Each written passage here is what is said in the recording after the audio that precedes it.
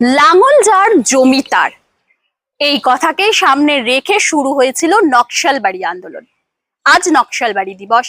24শে মে এই নকশালবাড়ি দিবসের কি কি গুরুত্ব রয়েছে সবটাই কিন্তু আমরা কিছুটা হলেও আপনাদের সামনে তুলে ধরতে একদম পৌঁছে গেছি নকশালবাড়ির হাতিগিসা শেবদুল্লাহ গ্রামে, যেখানে সামনেই কিন্তু আমরা যেখান থেকে দাঁড়িয়ে আপনাদের সামনে কথা বলছি, সামনেই দেখিয়ে নেবো সেই বাড়ি, যেখানে কিন্তু এটাই সেই বিখ্যাত কানু সান্যালের বাড়ি, যিনি কিন্তু সেই যোদ্ধা, সেই সময়কার যোদ্ধা, যাকে কিন্তু চেনে না এমন কেউ মানুষ নেই। তো সেই আন্দোলনেরই বেশ কিছু বিষয় আমরা তুলে ধরবো। হয়তো সংক্ষেপে সে পুরো বিষয়টা তুলে ধরা সম্ভব না, তবুও কিছু বিষয় আমরা আপনাদের মাধ্যমে তুলে ধরবো, আপনাদের সঙ্গে তুলে ধরবো। এই হত্যাকাণ্ডের পর 25শে মে প্রসাদ জোতে নকশালবাড়ি আন্দোলনে যুক্ত এমন বেশিরভাগই মহিলা, তারা কিন্তু প্রসাদ জোট থেকে তারা সেই আন্দোলনকে আরো জোরদার করতে তারা বেরিয়েছিল, কিন্তু সেদিন এক শিশু সহ মোট 13 জনের কিন্তু হত্যা হয়েছিল। আর তারপরেই এই ঘটনা আরো ভয়ঙ্কর আকারে বা বিশাল আকারে শুধুমাত্র নকশালবাড়িকে নয়, আরো বিভিন্ন জায়গায় ছড়িয়ে পড়ে। শুধু রাজ্যে নয়, দেশের বিভিন্ন জায়গায় কিন্তু এই নকশালবাড়ি দিবস পালন করা হয় তারপর থেকেই। কিন্তু তার পিছনে আরো বিভিন্ন কারণ রয়েছে, আরো ছোট বড় বিভিন্ন ঘটনা রয়েছে, সবটাই কিন্তু সংক্ষিপ্তভাবে এই মুহূর্তে আপনাদের সামনে পুরোটা তুলে ধরা সম্ভব নয়। কিন্তু আমরা এই মুহূর্তে হাতিগিসা শেবদুল্লাহ যে গ্রাম, সেখানে শান্তি মুন্ডার সাথে আপনাদেরকে কথা বলিয়ে আমরা সেই কথা তুলে ধরবো, যেখানে কিন্তু সেই সময়কার আজ নকশালবাড়ি দিবস। 24শে মে এই নকশালবাড়ি দিবসে আজ আপনাদের সঙ্গে আমরা যুক্ত হয়েছি একটি বিশেষ কারণে। এই নকশালবাড়ি দিবসের বিষয় সম্বন্ধে জানতে আমরা এই মুহূর্তে হাতিগেশায় পৌঁছে গেছি একেবারে শান্তি মুন্ডার বাড়িতে। নকশালবাড়ি দিবসটা ঠিক কি বা কিভাবে এটা শুরু হয়েছিল, কেনই বা সেই আন্দোলন হয়েছিল, আপনি কিভাবে সেই আন্দোলনে এলেন, এই সমস্তটাই জানতে আজ আপনার কাছে আমরা পৌঁছে গেলাম। অনেক দেরি লাগবে, আমি বেশি বলবো না। আমি ধরো টুকরা টুকরে আমি বলছি। নকশালবাড়ি এই পার্টির সাথে আমি যুক্ত হয়েছি 16 বছর বয়সে। এখানে যা অত্যাচার ছিল যোদ্ধারদের, জমিদারদের, মানে সেই সময় আধিয়াররা, আধিয়ার বুঝছো তো, আধিয়াররা ওই জমিদারদের কাজ করতো জমির। আর যখন কাজের সময় লোন দিবে খাওয়া, ওই খায়ে কাজ করবে জমিনে। আর যেই ধানটা পাকবে তখন সম্পূর্ণ ধান ওই জোরদারদের গোলায় চলে যাবে। তখন তো স্বাধীনতা পেয়ে গেছে, তারপরেও স্বাধীনতা তখন পায়নি, কোথায় পাইছে? মানে ওই নিয়ে যাবে, ওই গোলাতে সব ধান দেবে। আর ওরা ঝুড়ি দিয়ে পাতান বলি আমরা, ধান পাতনা বলি। ওই ধান পাতনাটাকে বাড়ির একটা ঝাড়ু আর ঢাকিতে ধান নিয়ে আসতো। খুব অত্যাচার, এত অত্যাচার। আর একটুকু যদি আধিয়াররা অন্যায় করে ক্ষমা করবে না। ওই চৌকিদার, আগে চৌকিদার ছিল, গ্রামে গ্রামে চৌকিদার ছিল। তো আপনারা এইভাবে ওই আন্দোলনে যুক্ত হয়েছিলেন যে তখন ভয় লাগতো আপনাকে? আপনি তো সামনে থেকে দেখেছেন পুরো বিষয়টা, যুক্ত তখনও আমি জয়েন করেননি না। তাহলে কিভাবে যুক্ত হলেন? তো শুনো না, তারপরে দেখতাম মারা, গ্রামের লোক ওই খুব কান্দাকাটি করতো। এত খায়ে না খায়ে আমরা কাজ করি, কিন্তু আজকে কি হলো, ওই ধানটা নেবে, আবার লোন দিবে, আবার খেতিতে কাজ করাবে। এইরকম করে মানে পালিয়ে যেতে পারবে না। এই যোদ্ধার, এই জমিদারের আধিয়ার অন্য জমিদারের কাছে গেলে রাত্রে পালাইতে হবে, এইরকম ছিল। এত অত্যাচার। আর কোনো একটুকু অন্যায় পাইলে চৌকিদারকে পাঠায় দিত, ওই রশি দিয়ে বেঁধে নিয়ে আসতো। হ্যাঁ। আর যত ওই জমিদারটা কি করতো, জমিদার হলো বড়, যোদ্ধার হলো মানে ছোট।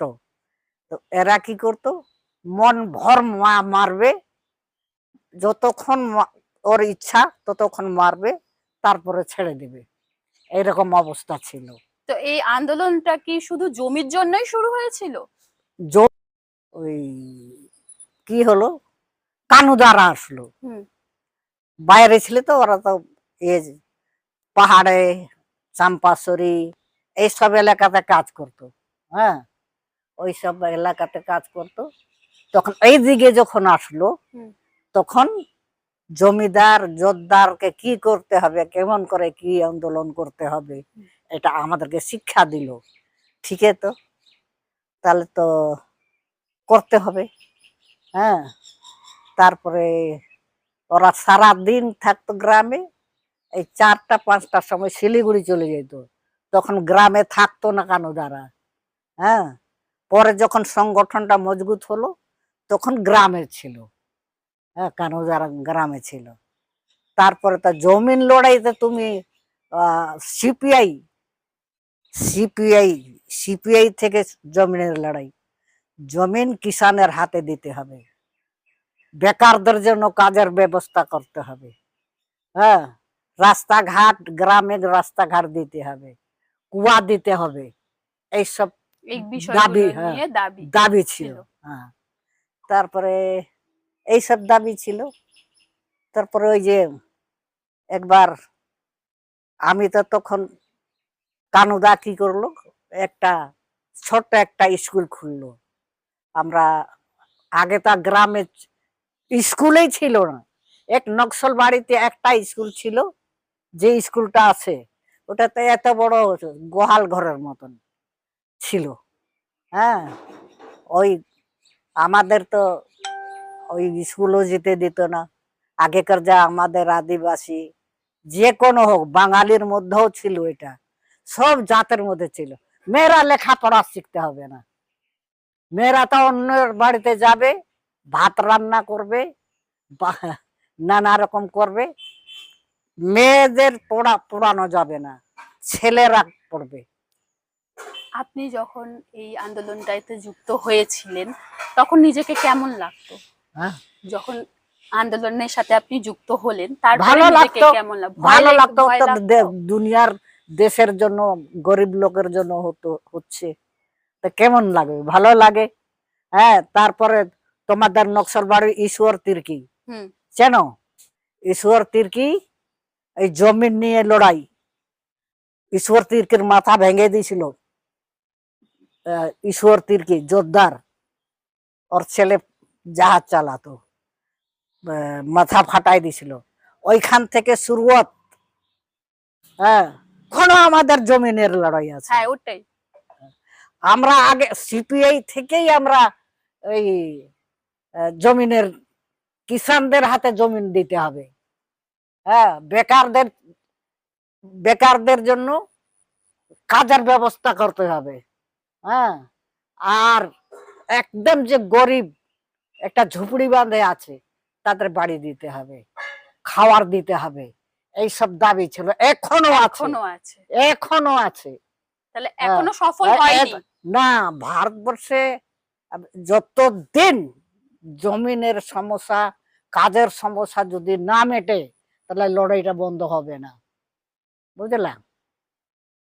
তো সেই জন্য আমরা তো ওই কানুদার স্কুলে পড়তাম। হ্যাঁ, বাইরে যখন আমাদের সমাজ, গরিবদের সমাজে মেয়েরা যখন লেখাপড়া তো সেই জন্য আমরা তো ওই কানুদার স্কুলে পড়তাম। হ্যাঁ, বাইরে যখন আমাদের সমাজ, গরিবদের সমাজে মেয়েরা যখন লেখাপড়া শিখতে দেবে না, তো কি করব? হ্যাঁ, বাড়িতে থাকি, বাড়িতে আমরা কাজ করি, আর মেয়েরা তো, আমরা 24 কিছু। তারিখ, মে 24 তারিখ কি হয়েছিল এখনো মনে আছে? 24 তারিখ, হ্যাঁ, হ্যাঁ একটু আছে। যদি বলেন ওয়াং আমাদের দি মরলো দর্শকদের। সেটা। হ্যাঁ, ওয়াং দি মরলো তখন আমার 15 বছরের মেয়ে ছিল। আপনার? হ্যাঁ, 15 বছর মেয়ে। হ্যাঁ, সিপিআই করলাম, সিপিএম ভেঙে, সিপিআই ভেঙে সিপিএম হলো। হ্যাঁ, সিপিএম হলো, সিপিএম থেকে আবার সিপিআইএম হলো। হ্যাঁ, তা আন্দোলন তো অনেক কিছু হয়েছে, অনেক কিছু, ধান কাটা, আধিয়া জমিন, ভেষ জমিন, এই আন্দোলনটা অনেক হয়েছে। হ্যাঁ, আমি তো ওয়াংদি যেদিন মরে, সব মানে যেদিন ওয়াংদি মারলো কিষানরা, হুম সেদিন মানে আহ, একটাও লোক নেই গ্রামে, বাগান থেকে, গ্রাম থেকে সব চলে গেছে ওখানে ওই ঝড়ুজতে। হ্যাঁ, আমরা কিছু দেখতে পাচ্ছি না, খালি মানুষ আর মানুষ দেখছি। হ্যাঁ, সেদিন কানুদারা ছিল না, কানুদা গিয়েছে খুড়িবাড়ি মিটিং করতে, ছিল লালসা খেরোয়ার, মিরঘু বাগানের লালসা খেরোয়ার, খোকন মজুমদার, ফণি মাস্টার, এরা ছিল। হ্যাঁ, আমি তো বাঁচা নিয়ে চলে গেছি ওখানে লড়াই দেব। বিজয়নগরের জমিন, বিজয়নগরের জমিন ভেজ জমিন, আইন ছিল যে যার জমিন নাই সে পাবে ভেজ জমিন। হ্যাঁ, এই কথা, এইটা আইন ছিল। কিন্তু কি করতো গ্রামের কৃষকরা, ওই ভেজ জমিন দখল করতে যায়। একদিন আমাদের গ্রামের লোক যায় দখল করতে, একদিন বিজয়নগরের কুলির মজদুররা আসে, এরকম করতে করতে করতে করতে গ্রামে ছেড়েলা থাকতো না, থাকতে দিত না, সব পুলিশ, পুলিশ। হ্যাঁ, তো ওদের ওদের রাগ আছে, ওদের রাগ নেই, এই দিনে টুকরা টুকরা ওই দিনে মারছে, ওই জন্য মারছে। হ্যাঁ, ম্যানেজার, বিজয়নগরের ম্যানেজার পুলিশ আনিয়ে রাখছিল বাগানে, ওই সকাল হলে ওই গ্রামে যাবে, রাত হলে ওই গ্রামে যাবে। হ্যাঁ, এত অত্যাচার। যে ওয়াংদিকে মারা হয়েছিল উনি তো পুলিশ ছিলেন। হ্যাঁ, 7 থানার অফিসার ছিল, পুলিশ না, 7 থানার অফিসার ছিল ওয়াংদি, সোনা ওয়াংদি। হ্যাঁ, মারবে। আর আপনাদের যে আন্দোলন করেছিলেন সেখানে যে 10 জনকে মারা হয়েছিল, কেন মারা হয়েছিল একটু যদি সেটা তো রথখোলায় ওখানে মারা হয়েছিল, যে ছেলে পুরুষদেরকে অ্যারেস্ট করতে আসতো পুলিশ। হ্যাঁ, তো ওরা মিটিং করছিল, মিছিল মিছিল করার জন্য জমা হয়েছিল মেয়েরা, মেয়ে, তার লিডার ছিল প্রহ্লাদ সিং, ওই রথখোলায়। হ্যাঁ, প্রহ্লাদ সিং ছিল ওখানকার নেতা, আর মেয়েরা ছিল। তো ইসডিও যাচ্ছে, ওই যে ওদেরকে মানে আল করে দেখতে আসছে আর কি, দেখতে আসছে। তখন মেয়েরা কি করেছে, তোমরা কোথায়, ওইখানে গিয়ে দেখছে যে মেয়েরা আছে, তখন মেয়েরা তো একেবারে ঝাঁপিয়ে পড়লো পুলিশের উপরে। হ্যাঁ, তার বন্দুক টন্দুক নিয়ে নিছে পুলিশের। তখন এসডিও বলছে, এসডিও যে যে আমরা তোমাদেরকে কিছু করব না, তোমরা আমাদের ছেড়ে দাও। হ্যাঁ, আমি যাচ্ছি খুড়িবাড়ি, আমরা যাচ্ছি খুড়িবাড়ি বললো। আর কিছু দূর গিয়ে ওই বন্দুক ছাড়লো মেয়েদের উপরে। ভাবছি না, এইভাবে হলে হবে না। তুমি, তোমার কাছে আমি কি বলবো, ভারতবর্ষের কমিউনিস্ট পার্টি, চীনের কমিউনিস্ট পার্টি, একদিন 19-20 জন্ম, ভারত, রাশিয়া, চীন, কোরিয়া, জার্মান, সব কমিউনিস্ট দেশ হয়ে গেছে। আর আমাদের ভারত এখনো, আমাদের ভারতে দালাল বেশি, নেতারা দালাল, বুঝলে তো, সেই জন্য পাচ্ছি না। আর আমি নেতা, আমি সবকিছু করতে পারবো। ও সাধারণ মানুষ বুঝুক আর না বুঝুক,